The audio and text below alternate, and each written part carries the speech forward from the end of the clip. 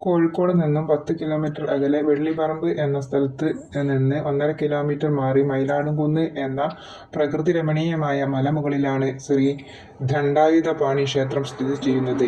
ക്ഷേത്രത്തിന്റെ കവാടത്തിൽ കാണുന്നത് പാലാഴി മഠമാണ്. ഇവിടെയാണ് തലമുണ്ഡനം ചെയ്യുന്നത്. കൂടാതെ ഉത്സവകാലത്ത് കാവടിയാട്ടം തുടങ്ങുന്നത് ഇവിടെ നിന്നാണ്.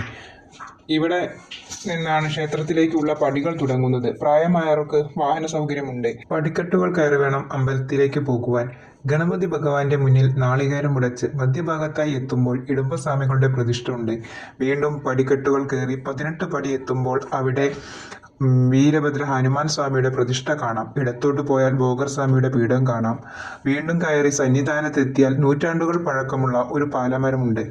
പടിഞ്ഞാറ് ദർശനമായ ബാലഗണപതി പ്രതിഷ്ഠയും കിഴക്ക് ദർശനമായ ശിവപാർവതി ശ്രീകോവിലും കാണാം.